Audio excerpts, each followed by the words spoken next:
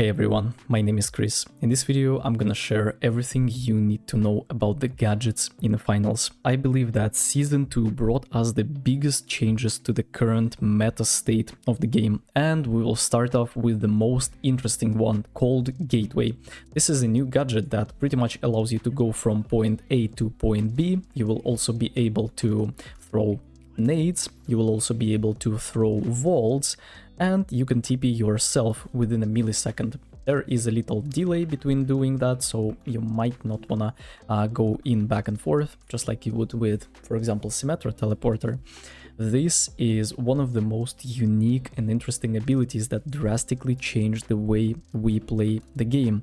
It drastically changes the meta, it drastically changes the pacing and the speed of matches, because you quickly realize that if you take the vault from point A to point B faster than your opponents, you will have massive advantage over them, simply because your cash out is gonna be faster to cash it out and you will receive money, but also the other cash out is gonna become staggered, meaning that you will be able to finish your cash out and quickly rotate to kill enemies and grieve them on the other cash out.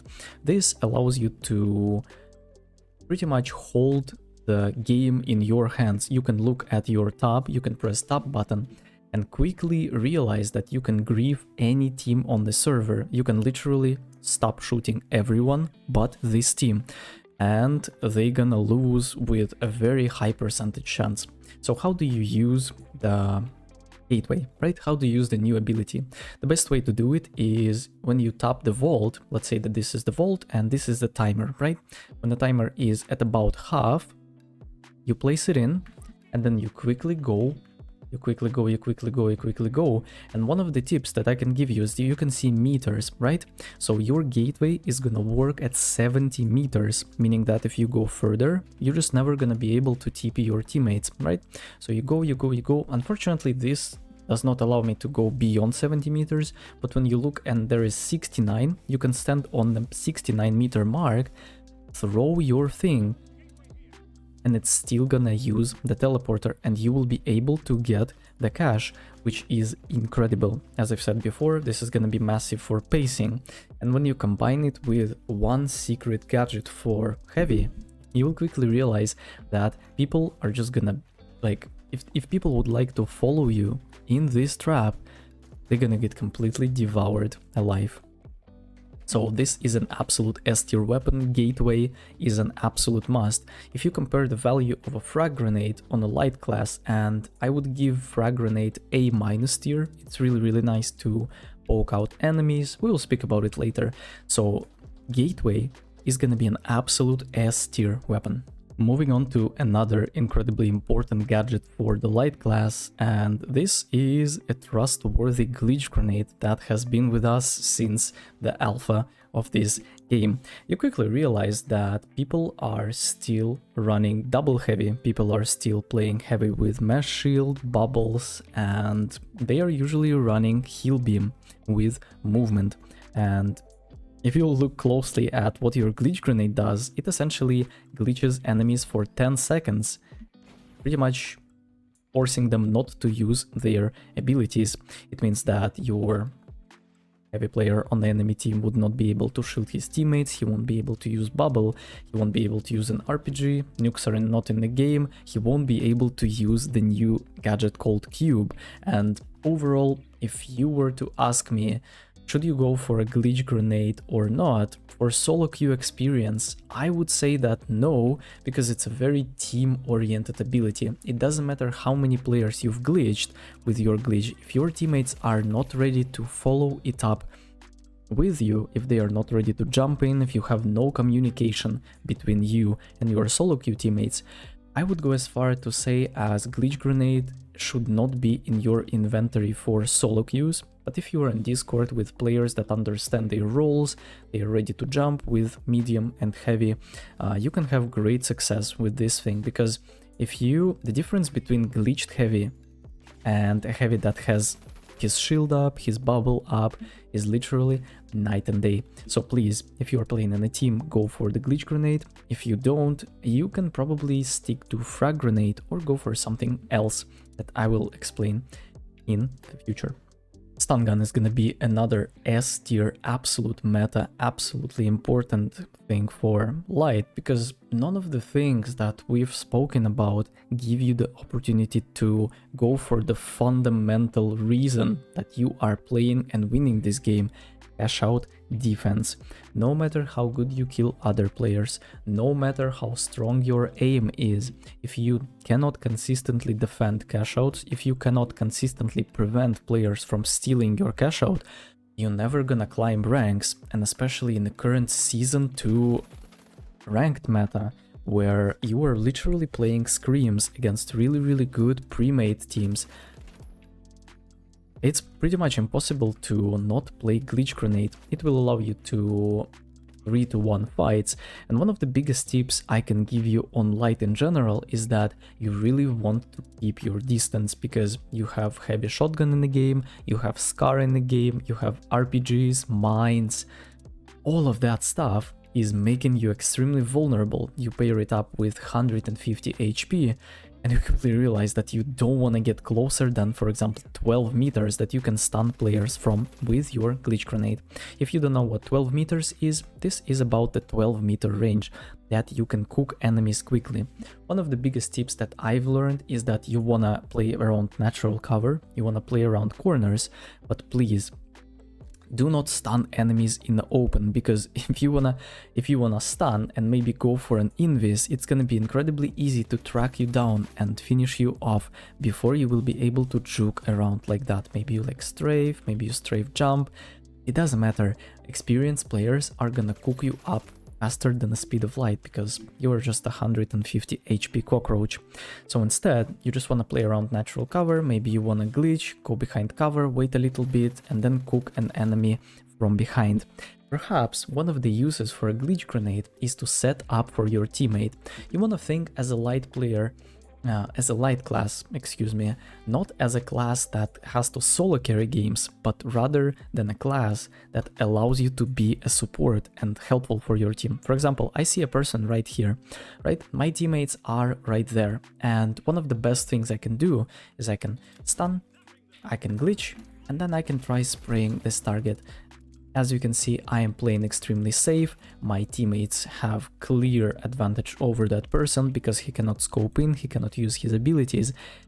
In comparison with a lot of players making one mistake, like your team is here, you are for some reason playing with your team, either they did not give you the time to set up or something else happened, and you end up in a situation where you are stunning a person and dying immediately because you are in the middle of nowhere. No one can help you, no one can save you, you are not playing any around natural cover. So even though stun gun is an absolute must, pretty much majority of the player base is using it to chase solo kills, which is a good thing. You need to learn how to play on your own. But when we talk about extraordinary results that you want to get from your games, support role as a light is gonna be far more significant than trying to carry games on your own. I would like to touch on some situational gadgets that you can still use as light, but in the current state of the game, this will feel like a massive wasted potential. We'll talk about gas grenade and frag grenade in general, because they are pretty much similar. Both of the grenades have the same purpose in game. They act as an area denial. They allow you to force enemies off their positions of power. Let's imagine that you are playing let's imagine that you are playing right here. This is the cash out, and you know that your opponents are playing right here. Maybe they are trying to drop the cash out down. Let's say that they are playing one below. This is going to be a proper way to play the game. So you have C4s ready, and then you're ready to window climb any second, right, on your opponents like that, and then you have a clear vision on them. This is also one of a cool tip. If you don't know where to hold the cash out and everything is really dangerous, one below is always a great option. And if you have a multiple story building, you can play one below, and then one below. And with C4s, RPGs and barrels, you will be able to drop the cash out as far as you possibly can. And then you can pad above and just have a clear vision over everyone that's trying to play below, like a chicken without the head. So we drifted away from frag and gas, and both of them share same problem. people can use their legs to move. Let's imagine the situation that they are playing in this room and you scouted them early. For example, you went here and then you're like shoulder picked with invis and you understand that they are here, right? So you can go for double frag, and it might be deadly for some reason. Players might not be able to use an APS on enemies, or they're not gonna shield it with a heavy mesh, or it's not gonna hit the bubble that's gonna be there, but it doesn't matter what the reasoning is. After a single nade, the medium is gonna start healing the heavy is gonna like go outside maybe because he's afraid of the second grenade, and all of that is just very inconsistent, and Gateway is a superior gadget in comparison with what you can get with a frag grenade, right? When we talk about gas grenade, you also quickly realize that the radius you have is just very insignificant. Like, sure, first of all, gas does not cook you that fast nowadays, and you can out-heal it. Maybe I'm wrong, but this is the radius, and people can just walk here, and they're gonna be extremely safe. Not only that, but frag grenades and gas grenades only work well in a situation where they are playing in a closed environment. Let's pretend that you are pushing from below to above, which is fundamentally really terrible, and the best way to push from below to above is to sneak behind your enemies and use your medium movement to surprise them. If you just want to shoot, if you just want to take a fight with them like this, you inevitably gonna lose because they can see your whole body while you are only looking at their head, and they have a massive positional advantage because they can choose the timing of the engage, they can choose who to shoot, where to shoot, and they can also pre-place movement to jump on your head with an RPG and completely cook you alive. So not only that frags does not work on height, like as you can see, it's really difficult to land a frag that will like end up on height. They are blowing up mid-air. The same with gas, like it's not gonna do anything, and like, as you can see, it's just taking away the precious spot in your inventory. And even though some people might find it like reliable, this is just a wasted potential, right? In comparison with you pacing the cash out really fast, making the lobby staggered, allowing yourself to escape danger, you are pretty much forcing yourself to play this abomination. When it comes to thermal vision, this is a very viable thing. I would say that you can find use in this gadget when you are playing final round and you understand that you are playing in a mirror heavy medium light composition, or for example enemies trolled and for some reason they are playing double light or triple light or whatever the hell the composition is. Nowadays you will rarely see that in high tier ranked because people are striving to win the game, but let's pretend that you are playing thermal vision. This is gonna be amazing to cook up lights. This is gonna be amazing to, you know, catch them off guard. So let's pretend that you are using the vision, and it's really easy to like spy lights and quickly kill them because the first person that starts shooting in a light duel and does not miss a shot usually wins. And this is gonna be a massive stagger for enemy team. You will quickly be able to play the body of the light and deny medium from jumping on it. And overall, this is gonna be a disaster and a half for enemies. One of the biggest downsides of thermal vision is that not only you sometimes don't see enemies as good as you want it, especially if they are not playing. I don't know, I feel like it has to do something with lightness of the environment that you are looking at. For some reason on Monaco you don't really see enemies that are playing on a roof. When you are also on the roof, you only can see them when they are you know, like hidden a little bit, or there is a shadow that's casted on them, or maybe I'm just schizo and that's not the case. Another biggest downsides is that you don't really see gas, and you will end up in situations where you are getting completely cooked. Like as you can see, this is really difficult to spot the gas, and then you go in the building and then you start like taking damage, and every single piece of damage that you are taking on light is gonna be permanent and inevitable, basically staggering your team more and more, because your medium would have to drop down from his position of power to heal you, your heavy is gonna end up without heal, without movement, and as a light player in general, you really want to make sure that you are not taking unnecessary damage. You just want to be undamaged. You just want to become a person that's silent, that's hidden, that is a shadow to the hero that's your heavy player. You want your heavy player to take all the spotlight, all the responsibility, while you are picking off enemies one by one. Let's also talk about the new gadgets that they recently transferred from medium to light, and these are a chocolate bar. When I first started playing the game, I was so curious to see what that chocolate bar means. And then a sniper rifle, right, that you can headshot people with. Oops, deals 0 damage. So when it comes to Sonar Grenade, I understand that some people might find it interesting when you are playing Sonar Grenade and you can spot enemies quickly and you will be able to see and know where some players are. You will be able to distinguish colors if you have this setting on, right? Gameplay use team enemy colors on, right? But at the end of the day, you already know where your opponents are. You can already tell that by looking at tab. You can already tell that if you have great game sense. And let's play a little game. If your opponents are cashing out cash on second floor and there is a 2-story building, what are 2 possible locations your opponents can be in? They can either be below or they can either be above. So one of the best things you can do if you don't have information is to gather it by scouting with your invis, right? You do that and you don't really need Sonar Grenade for that, because again, this is just a wasted potential and it takes the spot in your inventory. It does not give you enough offensive or defensive options. It's just another piece of information that won't be able to kill teammates, or excuse me, kill opponents instead of you. It won't be able to help you when you are stealing the cash out. It won't be able to help you when you are defending the cash out.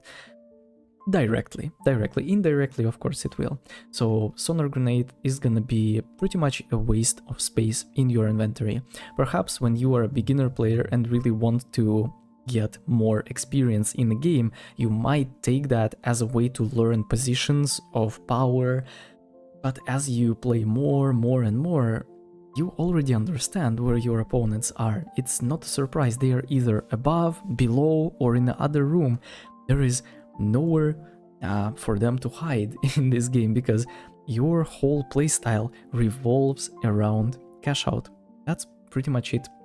I would say that Tracking Dart falls in the same category as the Sonar Grenade. This is gonna be another recon-like ability that allows you to see enemies. Tracking Dart is pretty powerful because you will be able to see enemies for 15 seconds, and it is massive. It brings back memories of the old recon, and it is crazy. You will be able to spot enemies, and then your teammates will be able to see them through walls like this. Unfortunately, again, this is not gonna be a weapon that will win you games, because the main goal of the game is not to scout enemies, is not to kill enemies, is not to do something. It is to steal and defend the cash out. It's to have more money than your opponents. You don't get enough money for killing people. This game is not Call of Duty. This game is not free-for-all deathmatch. This game is all about objective presence, and Tracking Dart does not give any of that. Alright, Breach Charge is pretty interesting. First of all, I want to see how it works with nukes. Ah, interesting. Though this is one of the coolest things they've added in Season 2, because when you are unarming your Breach Charge, you would have to wait for some time in order for you to blow it up. And if you look at the nature of the canister, the red canister, it's gonna be pretty difficult to cook up a target with it, especially with a single Breach Charge. So nuking is completely dead as a concept in the finals, and I couldn't be happier for that.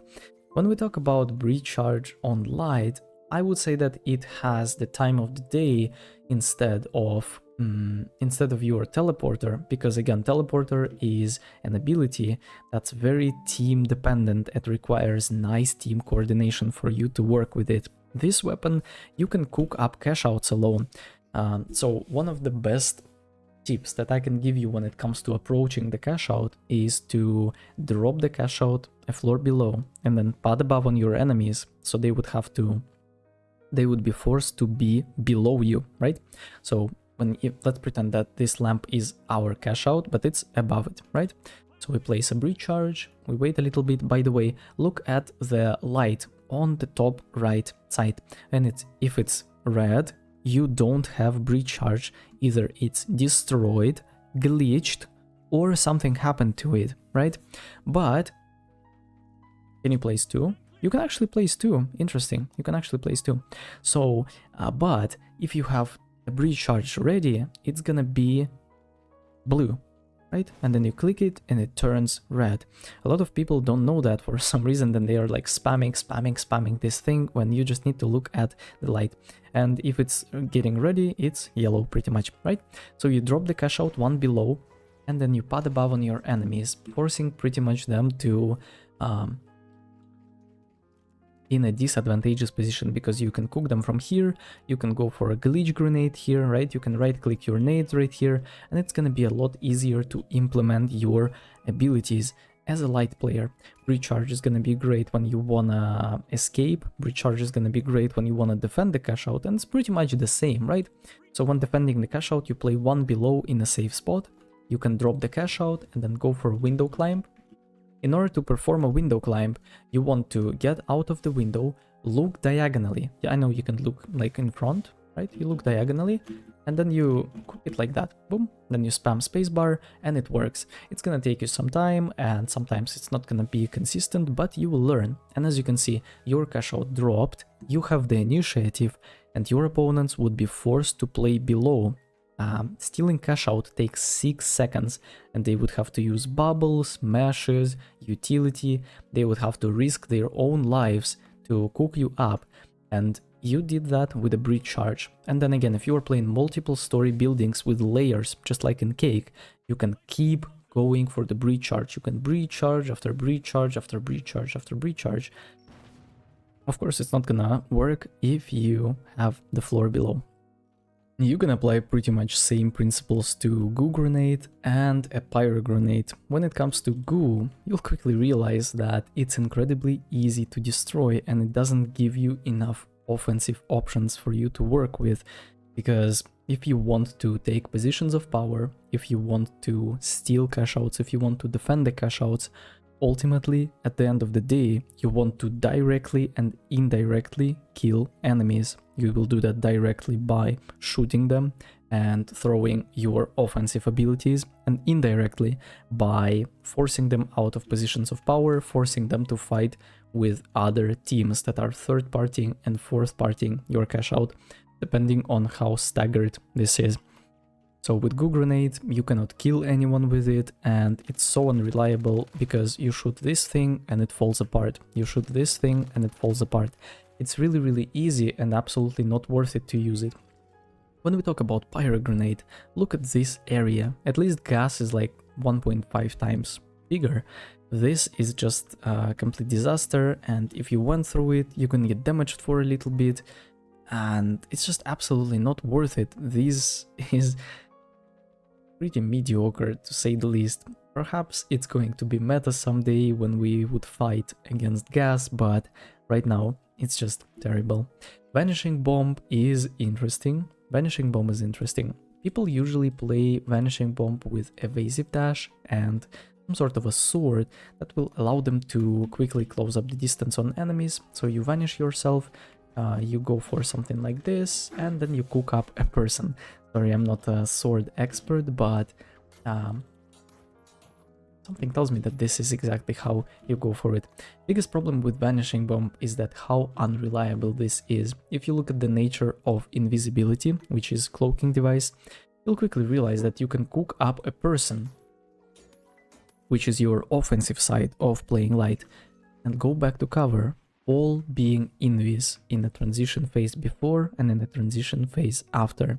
With Vanishing Bomb, you go in, you cook up a person, and you are so vulnerable and exposed. This is why people play Evasive Dash, but it's incredibly unreliable. It's not like a tracer blink that blinks you from point A to point B, it just drags you, which is sometimes can be incredibly difficult to avoid being shot at, and 150 HP that you have are not gonna help you that much.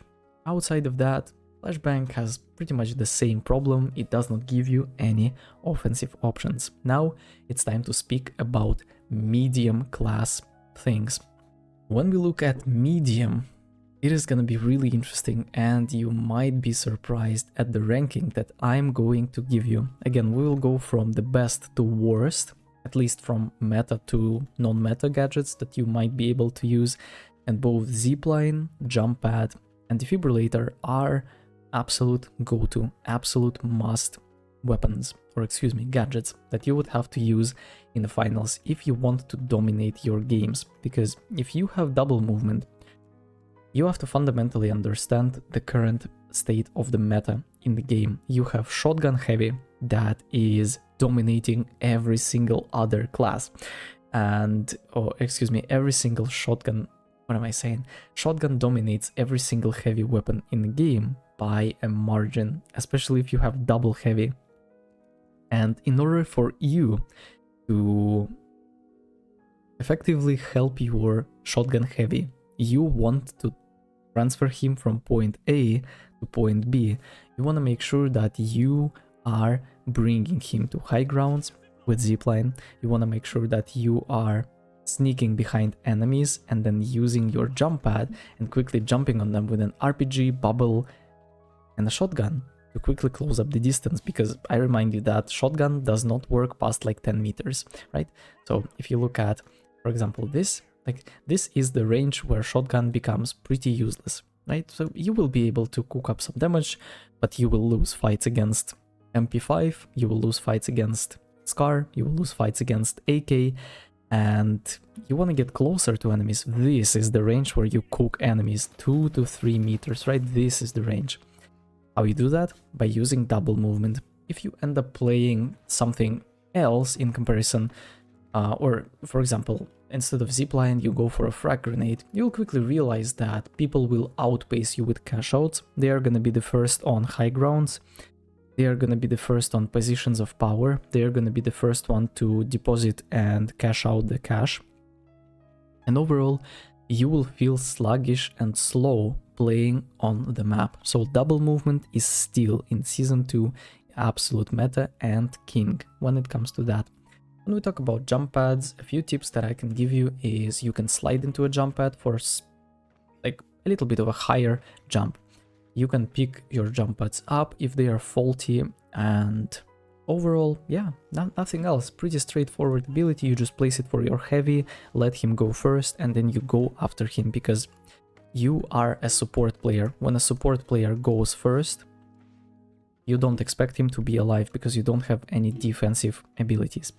Defibrillator is still an absolute meta even after the nerf in the previous, or excuse me, in the new patch. They made it very interesting. When you are defibbing a person, it's gonna take 3 seconds for him to respawn, and your defib lasts a little bit longer, meaning that you have to charge it for longer, but it's still an absolute meta ability and will win you fights that you would be able to lose if you weren't to play with it, right? So Defibrillator is amazing. You can use a jump pad to cook up your Defibrillator mid-air and then drop on your player to help him survive. Now let's talk about interesting gadgets. We'll go for Frag Grenade, Gas Mine, and a new thing called Data Reshaper on medium. Frag Grenade, can be very viable, especially on the new map, because you quickly realize that you have a lot of megas, which is a mega jump pad like this, right? You have a lot of ziplines, and overall the jump pad is everything you need to know, or you need to have, when it comes to movement on this map. So you will be able to, again, we speak about the same thing, because if you are playing frag on heavy, medium or light, the fundamental principles of this gadget are going to be applicable to any situation and any role. You use that to force enemies off their positions of power, and you use that to deal more damage and elevate some pressure that's on your heavy, because if you are not dealing damage as he'll be medium while keeping your heavy alive, your heavy is just gonna die because his shield is not permanent, his shield can break, right? Gas mine. So Frag Grenade can be used on the new map in...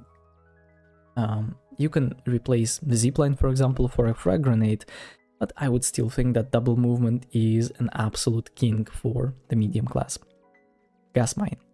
Gas mine is also incredible, and if you are playing double medium and you don't want quadruple movement, you can actually use gas mine in order to stall the cash outs, because I remind you that at the end of the day, this game revolves around you stalling the cash out for as long as possible, and gas can be extremely deadly. You will be able to proc your gas mine, and as you can see, it has a pretty freaking wide range, and if you go through it for 0.5 seconds you don't receive any damage, and then it's just very bad for enemies. One of the good things that you can use with the gas mine is the fact that you can proc it through walls, right? Basically basically punishing everyone that's trying to steal your cash out. So if you are playing a double medium composition, you will be able to use your gas mine, and for example, if your heavy is running C4s, you don't need to proc the gas mine manually or for people to step on it. You can just blow up a C4 and gas mine is gonna proc by itself. Amazing gadget, you can absolutely use it. Definitely a good one. I would place it in the middle of A tier. Data Reshaper.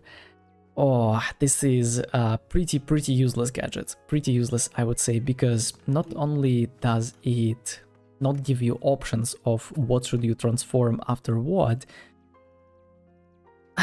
I don't know, it does not feel right. Your range is pretty terrible on this one, and you only have one charge. Of course, you will be able to cook up pretty much everything at once, and I lost the final round against a team that literally came in and they cooked up.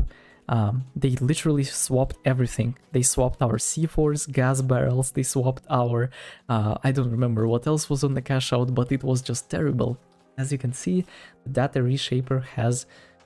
how is it called? Priority, right? So your smoke grenade, your explosive mine turns into a smoke grenade, your flammable thing turns into gas, your gas turns into flammable, your flammable turns into explosive, and explosive turns back into this thing, right? If you go for a gas mine, can you actually reshape your own gas mine? I'm very curious to see what is it gonna cook without. Nope, you cannot. Probably you can do it with enemy gas mines, but I don't know how it will work. So Data Reshaper is a pretty mediocre gadget on medium and not gonna help you that much to cook up your enemies. And now we are going for something very interesting. I'm gonna share an interesting game-breaking bug for an APS turret with Dematerializer. I'm sure I pronounced it wrong, but you will forgive me for that.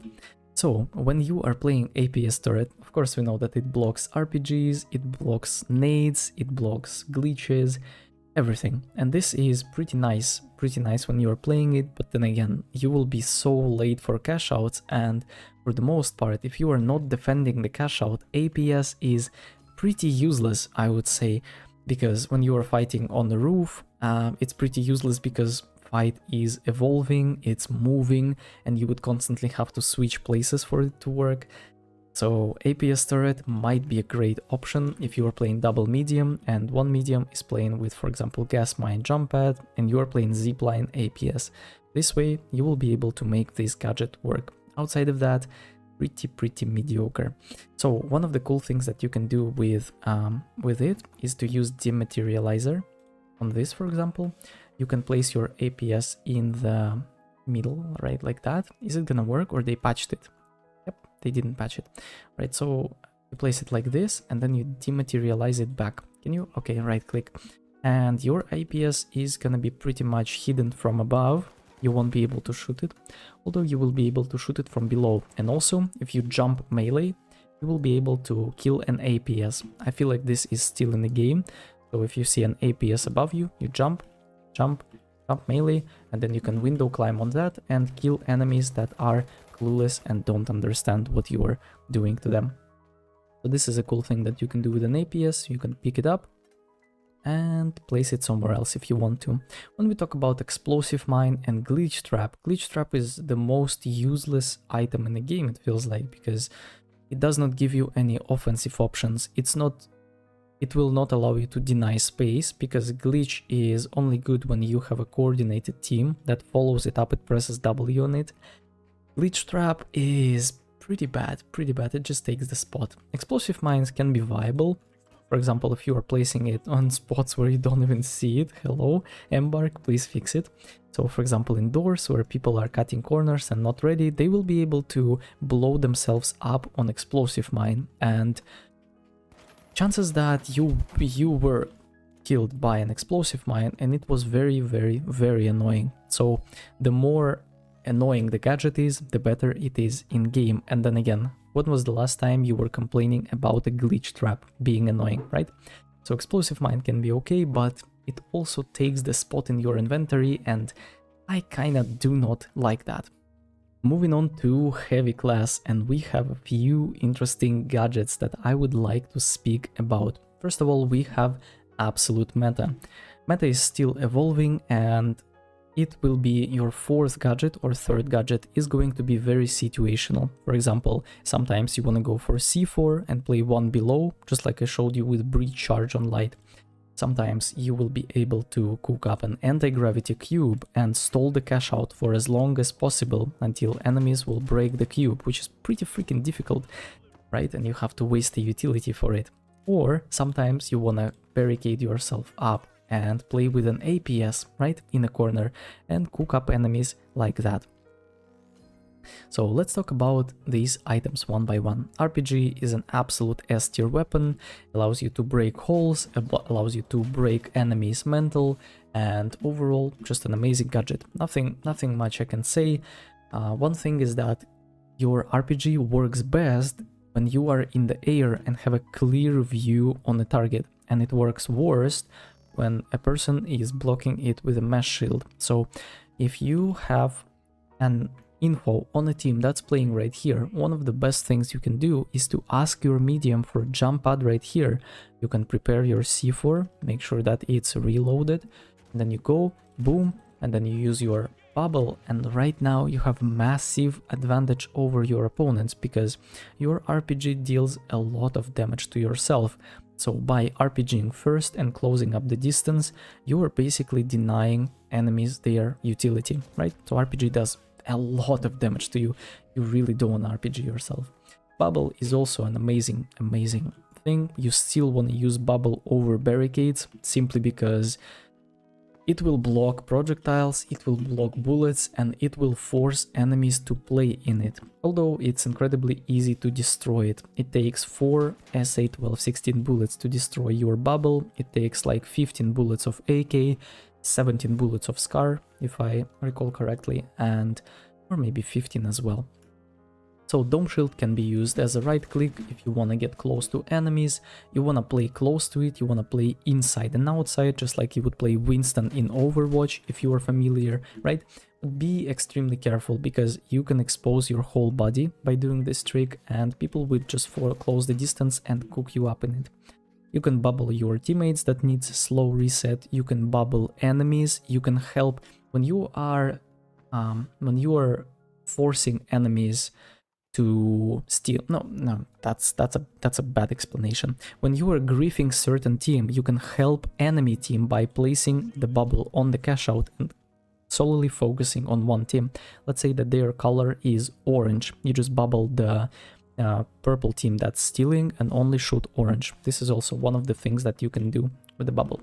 C4s, they have the same fundamental principles that we've spoken about with a breach charge section. You play one below, you cook up a C4, you blow it down, and you climb up, and then you have a clear view on enemies that are trying to steal the cash out from below, right? In comparison with you, just playing on the same level and dying from cringe from enemies, right? So this is the best way to use a C4. Another thing people don't understand is that you still have 2 C4s, so you can place 1 C4, wait for the cooldown, and place another. So maximum amount of C4s is 2.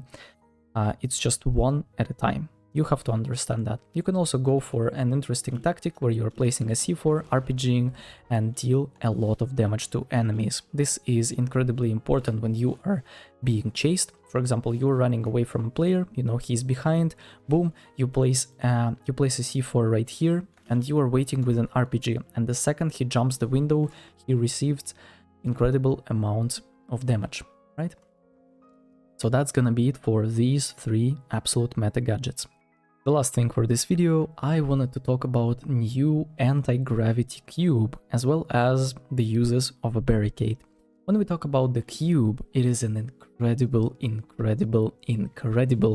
utility item. It will allow you to cook up enemies, and this is a mannequin that's not flying for some reason, but enemies will float like I am floating right now. It's incredibly difficult to choose your final destination. Everything becomes very clunky and people just gonna fight inside it. It's gonna be incredibly easy for you to cook enemies that are flying in, because again, they cannot really control their movement in the air. You can stall cash outs with your cube. Let's say that you are playing in the corner, this is the last 10 seconds of the cash out. You are just placing the cube with your right click or left click. It's gonna be very difficult to steal the cash out. Make sure that you understand that cash out needs some space to fly, because you can still steal it while doing that, right? You can follow it up with your bullets, or excuse me, with your crosshair, and you will be able to steal it even like on the top of the air or in the transitioning phase, right? So it's not gonna work as good when the ceilings are very low, meaning that, for example, if the cash out has a like pattern of flying like here, I can still steal it, like boom, and I steal it, right? So you wanna make holes and then use the cube. As you can see, it has very interesting height, meaning that you won't be able to go above a certain threshold no matter how hard you try. Actually, we need to test this out. But cube is an amazing item. You can also use it in doorways in order to make enemies an easy target. Instead of like him like shoulder peeking and constantly going back and forth, he commits and then he's like just floating around for no particular reason. When we talk about the barricade is amazing. One of the things that you can do is you can pick them up right now, because before this update in season 1, you can only pick them up by crouching and looking below. Right now, you can pick them up just as easy as right now. If you destroy a barricade like this, partly, you will still be able to pick it up, and it's gonna be just as full, so you can renew it, right? The same with APS, the same with turret on medium, pretty much everything that you can pick up and place back. You can place up to 4 barricades at a time, and you can head glitch over it, but your medium and light players would only have to play behind it.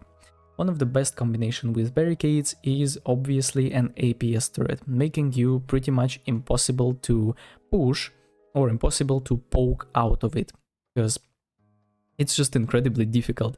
I would like to try this combination with, for example, one of my medium is playing gas mine, another medium is playing APS, both of them are running some sort of movement, and then I'm playing barricades. I am playing, I would say that I would play barricades with Lewis gun, because you have the range and you will be able to cook up enemies, right?